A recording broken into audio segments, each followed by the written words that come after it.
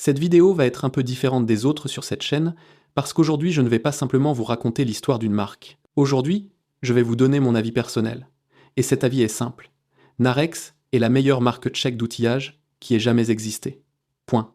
Je sais que dans les commentaires, certains d'entre vous vont se disputer. Quelqu'un dira Knipex, quelqu'un dira Hilti, quelqu'un dira que je suis payé, je ne le suis pas. C'est purement mon point de vue, basé sur ce que j'ai découvert en me plongeant dans l'histoire de cette entreprise, et si vous avez un avis différent, écrivez-le dans les commentaires. Je les lis tous. Et beaucoup d'épisodes sur cette chaîne sont nés justement d'un commentaire sous une autre vidéo, alors n'ayez pas peur. Mais venons-en au fait, parce que l'histoire de Narex est bien plus intéressante que ne le pensent la plupart des gens, et elle commence par une question que presque personne ne se pose. Savez-vous en réalité combien de Narex existent? Parce que c'est le premier écueil sur lequel butent la plupart des gens. Quand vous dites Narex, la moitié des Tchèques imaginent des meuleuses, des perceuses et des ponceuses, et l'autre moitié imagine des ciseaux à bois, des tournevis et des couteaux à sculpter. Et les deux groupes ont raison, parce qu'aujourd'hui, il existe en réalité deux Narex complètement différents. Ce sont deux entreprises entièrement distinctes, avec deux propriétaires différents, dans deux villes différentes, et toutes deux portent le même nom. Comment est-ce possible? C'est exactement l'histoire que je vais maintenant vous exposer depuis le tout début. Tout a commencé en 1910 à 9. La Tchécoslovaquie venait de naître, une nouvelle république, un nouvel espoir, de nouvelles opportunités, et dans la petite ville de Bystris-Ubenešova, une bourgade des hauts plateaux de Bohême-Moravie, un serrurier local du nom de Václav Richter a décidé de tenter quelque chose par lui-même. Il a fondé une petite entreprise de fabrication d'outils manuels pour le travail du bois. Et ici, je dois dire la première chose qui me fascine dans cette histoire. Václav Richter n'était pas un magnat de l'industrie. Ce n'était pas l'héritier d'un empire familial. C'était un gars d'une petite ville qui savait travailler le métal et qui a vu une niche sur le marché. Dans la République nouvellement créée, il manquait de l'outillage de qualité pour le travail du bois. L'importation était chère. La production nationale était quasi inexistante et Richter a comblé ce vide. Ces outils se vendaient sous la marque Richter Extra. Et même si aujourd'hui presque personne ne connaît ce nom, à l'époque, c'était synonyme de qualité. Les ciseaux à bois Richter Extra étaient achetés par les menuisiers de toute la Bohême et de la Moravie. Pas parce qu'ils étaient bon marché, mais parce qu'ils tenaient le fil, et qu'on pouvait s'y fier. Et ça, soit dit en passant, c'est quelque chose qui n'a pas changé chez Narex jusqu'à aujourd'hui, mais on y reviendra. L'entreprise a grandi lentement mais sûrement. De quelques personnes dans un atelier, elle est passée à des dizaines d'employés. Puis est arrivée la Seconde Guerre mondiale. Beaucoup d'entreprises tchèques ont arrêté leur production pendant la guerre ou sont passées à une production de guerre qui n'avait rien à voir avec leur activité d'origine. Mais l'usine de Bystris a continué à fabriquer de l'outillage. Ils ont instauré un travail en deux équipes, doublé le nombre d'ouvriers, des rabots et des perceuses étaient fabriqués pour l'Allemagne. C'est un chapitre amer, comme pour beaucoup d'autres entreprises tchèques sous le protectorat. Mais l'important, c'est que la production ne s'est jamais arrêtée. Le savoir-faire n'a pas été interrompu, l'artisanat a continué à vivre. Et puis est arrivée l'année 48, la nationalisation. L'entreprise de Václav Richter a cessé d'exister en tant qu'entreprise privée. Elle est devenue une composante du système étatique. Et c'est ici que commence la partie de l'histoire où est né le nom Narex. Parce que dans les années 50, le régime communiste a décidé que l'outillage tchèque avait besoin d'une structure unifiée. En 1958, l'usine de Bystris a été rattachée en tant qu'unité de production autonome à l'entreprise nationale d'outillage nouvellement créée à Prague. Et c'est précisément de ce nom qu'est né plus tard le nom Narex, contraction de Narjadi et export, outillage et exportation. Narex, une abréviation simple qui s'est rapidement imposée sur le marché national et à l'étranger. Mais attention, l'entreprise nationale d'outillage de Prague, plus tard renommée Narex Praha, ce n'était pas une seule usine. C'était un immense groupe qui rassemblait 20 usines de production à travers tout le pays. En 1963, il employait environ 5000 personnes. 6 ans plus tard, déjà 7000. Bystris n'était qu'une usine parmi tant d'autres dans cette structure, mais elle est progressivement devenue la plus importante. Pourquoi? Parce que, dans les années 60, l'usine de Bystris a obtenu le monopole de la fabrication de tournevis et de ciseaux à bois pour toute la Tchécoslovaquie. Et c'est là qu'a commencé à s'écrire la véritable légende. Écrivez-moi dans les commentaires si vous avez chez vous un vieux ciseau à bois ou un tournevis Narex. Je parie que beaucoup d'entre vous, oui, parce que dans les années 70, le volume de production à Bystris a doublé. Il fabriquait jusqu'à 3 millions de tournevis par an. 3 millions par an. Et dans les années 80, s'y est ajouté 1 million de ciseaux à bois par an. Ce sont des chiffres qu'on a du mal à imaginer. Chaque tournevis que vous avez pris en main en Tchécoslovaquie provenait très probablement de Bistris. Et maintenant, comparez ça à ce qui se passait ailleurs. Alors que l'Europe occidentale avait des dizaines de fabricants concurrents qui se disputaient les clients, en Tchécoslovaquie, il n'existait qu'un seul fabricant principal, et cela avait paradoxalement un immense avantage. Toute l'énergie, tout le savoir-faire, toute la tradition artisanale se concentrait en un seul lieu. Des générations d'ouvriers et de techniciens travaillaient dans la même usine. Le père formait le fils, le maître formait l'apprenti.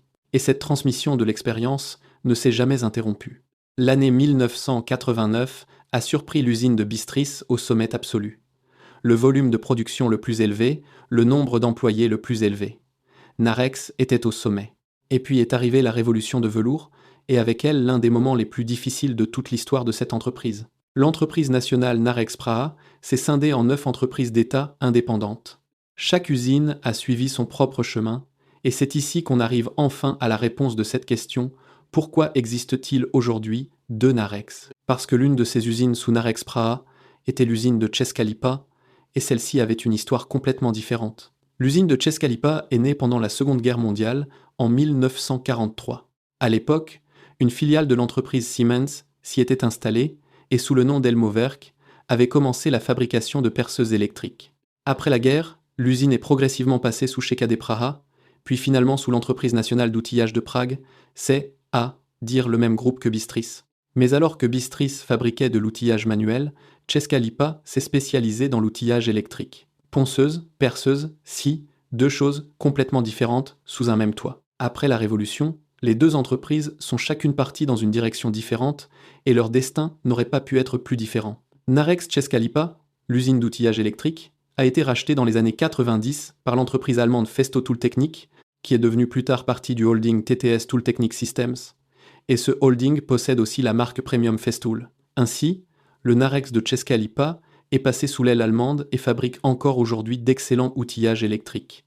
Et le plus intéressant, en 2024, cette entreprise est elle aussi revenue en main tchèque. Elle a été rachetée par l'entreprise familiale Chiro de Chaussaigne. Ainsi, le Narex de Česká Lípa est aujourd'hui de nouveau purement tchèque. Mais revenons à Bistris, parce que c'est là que s'est joué le véritable combat pour la survie. Après la Révolution, l'usine de Bistris est devenue indépendante sous le nom de Narex Bistris, société par action. A suivi un processus de privatisation qui a duré jusqu'en 1994, où est né Narex Bistris SRO. Et ici, il faut dire une chose franchement. Pour beaucoup d'entreprises tchèques, la privatisation a signifié la fin. Des escrocs, une mauvaise gestion, la rupture des chaînes d'approvisionnement. Des dizaines de fabricants tchèques traditionnels n'ont pas survécu aux années 90. Narex Bistris a survécu. Comment? Parce qu'elle est restée fidèle à ce qu'elle savait faire de mieux. Ciseaux à bois, tournevis, outillage manuel, aucune diversification vers des domaines qu'elle ne maîtrisait pas, aucune tentative de produit à la mode. Simplement de l'outillage manuel de qualité, fabriqué par des gens qui s'y connaissent. Et c'est d'ailleurs l'une des principales raisons pour lesquelles je pense que Narex est la meilleure de toutes. Parce qu'elle n'a pas cédé à la tentation, elle est restée fidèle à ce qu'elle sait faire. Mais survivre à la privatisation est une chose. S'imposer sur le marché international en est une toute autre. Et c'est ici qu'arrive le chapitre qui m'a personnellement bluffé. Parce que ce qui est arrivé aux ciseaux à bois Narex sur le marché américain et européen, c'est une histoire digne d'un film. Imaginez, on est au début du nouveau millénaire. Le marché américain de l'outillage est dominé par de grandes marques. Lee Nielsen vend des ciseaux à bois premium à 50-60 $ pièce. Tout Cherries coûte à peu près la même chose. Et puis apparaissent sur le marché des ciseaux à bois tchèques dont personne n'a jamais entendu parler à une fraction du prix. Et il se passe quelque chose d'inattendu. Le magazine américain de menuiserie, Fine Woodworking, a réalisé un test comparatif de 23 marques de ciseaux à bois, 23 fabricants différents, premium et bon marché, japonais, américains, allemands, britanniques, et Narex a remporté la catégorie meilleur rapport qualité-prix. Pour 6 $ pièce, elle offrait une qualité que la concurrence vendait 20, 30, parfois même 50 $. Et ça n'était pas juste un coup marketing. Les menuisiers et sculpteurs américains ont acheté ces ciseaux à bois et ont commencé à en parler sur les forums, dans les critiques, sur les réseaux sociaux, et le bouche à oreille s'est répandu. Des ciseaux à bois tchèques d'une petite ville, dont personne en Amérique n'avait jamais entendu parler, sont devenus cultes. Aujourd'hui, vous trouvez des ciseaux Narex au Canada, en Australie, au Japon, au Brésil, à Taïwan, en Afrique du Sud, en Nouvelle-Zélande, en Mongolie, Et attention, même en Chine. Une entreprise qui exporte des ciseaux à bois vers la Chine. Gardez ça en tête, parce que la Chine est le pays où tout se fabrique bon marché, et pourtant les Chinois achètent des ciseaux à bois tchèques de Bistris. Ça en dit long. Aujourd'hui, Narex Bistris exporte environ 75% de sa production à l'étranger. Il y a quelques années, c'était 40%. Cette augmentation est énorme. Et je vais vous dire pourquoi je pense que c'est le cas. Parce que Narex a compris une chose que beaucoup d'entreprises ne comprennent jamais. La qualité parle d'elle-même. Vous n'avez pas besoin d'un budget marketing énorme. Vous n'avez pas besoin d'influenceurs. Vous n'avez pas besoin de publicité virale. Vous avez besoin de fabriquer un produit tel que, quand quelqu'un l'achète, il en parle à un ami. Et c'est exactement ce qui arrive à Narex depuis des années. Et maintenant, j'arrive à quelque chose qui pousse cette histoire encore plus loin. En 2019, il s'est passé quelque chose qui, à première vue, ressemble à la fin d'une époque. Narex Bistris a été racheté par l'entreprise Mikoff. Et si ce nom ne vous dit rien, souvenez-vous d'une chose. Rybička, ce petit couteau de poche que presque tous les Tchèques avaient chez eux, le légendaire Rybička, vient justement de Mikoff, et Mikoff est une entreprise dont les racines remontent jusqu'au XVIIIe siècle, à Mikulášovice, en Suisse tchèque. Derrière toute cette acquisition se trouve un seul homme, Karel Ježek, directeur de Mikoff, un homme qui est revenu de Prague, dans sa région natale du Śluknovský Výběžek, et a décidé de sauver les fabricants tchèques traditionnels. Il a d'abord racheté Mikoff, une entreprise menacée d'effondrement total. Il y a investi, a renouvelé le parc de machines, a massivement modernisé les bâtiments, et puis, en 2019, a racheté Narex Bistris. Et ici, il faut dire une chose importante. Karel Ježek n'a pas racheté Narex pour le démonter en pièces détachées et le vendre par morceaux.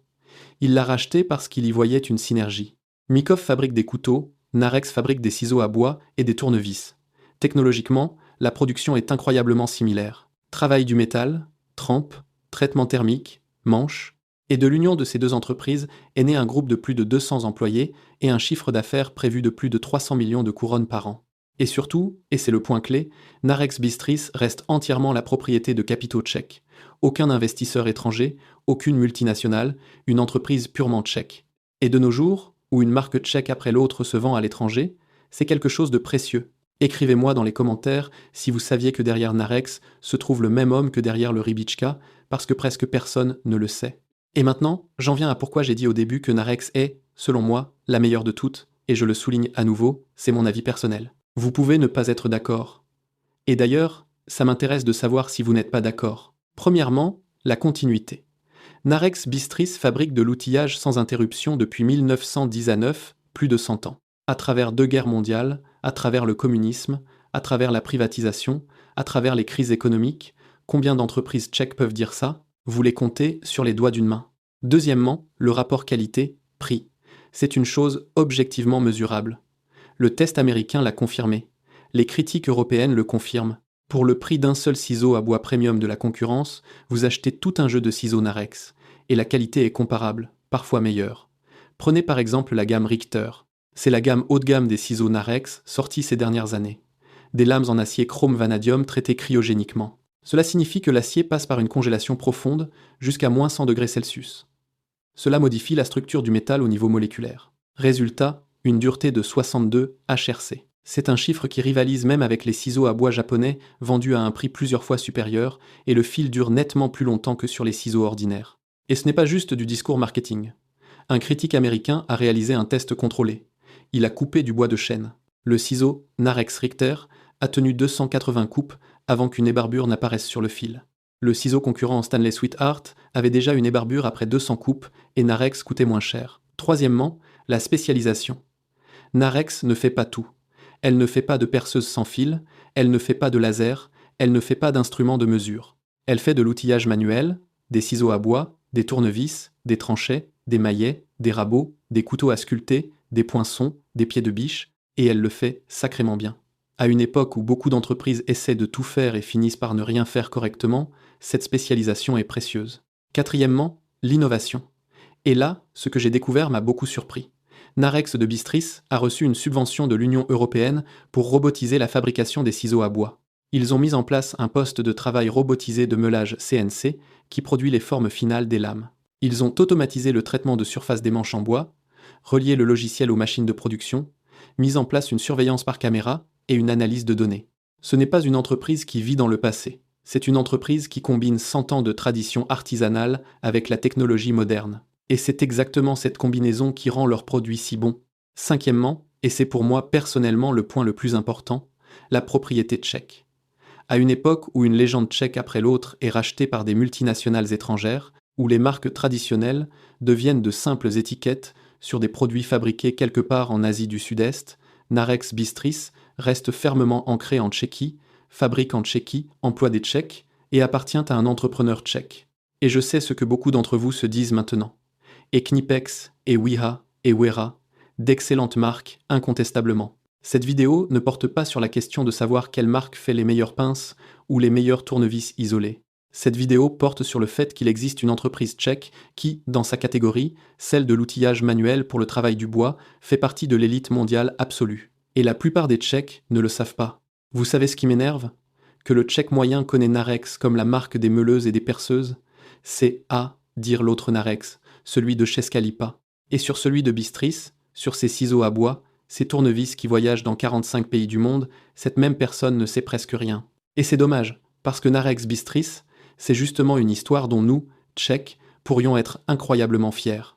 Chaque année, ils y fabriquent plus d'un demi-million de ciseaux à bois. Un demi-million dans une seule usine, dans une seule petite ville tchèque des hauts plateaux de Bohême-Moravie. Et ces ciseaux à bois finissent dans des ateliers de menuiserie à Los Angeles, à Tokyo, à Sydney, au Cap. Un menuisier tchèque à Bistris affûte une lame, et un sculpteur américain, un mois plus tard, sculpte des détails avec elle dans son garage en Oregon. Cette image est tout simplement magnifique. Et je veux encore dire une chose, parce que beaucoup de gens pensent que bon marché veut dire de mauvaise qualité, et Narex prouve que ça n'a pas à être le cas. Narex n'est pas bon marché parce qu'elle rogne sur le matériau ou sur la fabrication. Narex est abordable parce qu'elle fabrique en Tchéquie, où les coûts sont plus bas qu'en Allemagne ou aux États-Unis, mais la qualité de l'acier, la qualité du traitement thermique, la qualité de l'affûtage, elle est au niveau d'entreprises qui facturent 2, 3 fois plus. Et je répète ce que j'ai dit au début. C'est mon avis. Vous n'êtes pas obligé d'être d'accord.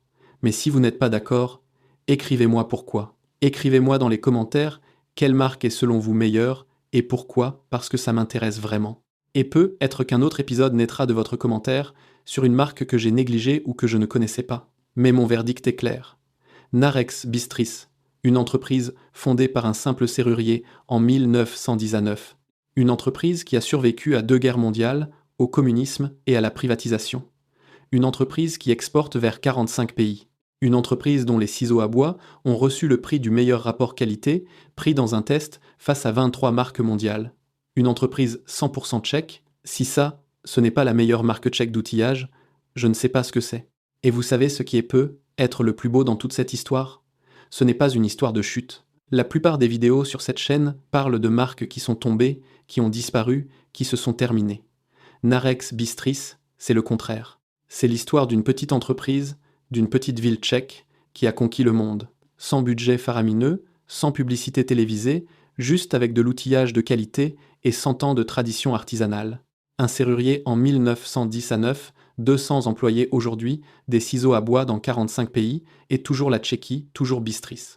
Si cette histoire vous a plu, abonnez-vous et écrivez-moi dans les commentaires quelle autre marque tchèque d'outillage vous voulez entendre la prochaine fois. Tona, Zbrojovka Brno, Tchekade, Zetor, écrivez-le et je la tournerai, parce que ces histoires méritent d'être racontées. Merci de m'avoir suivi. On se revoit au prochain épisode.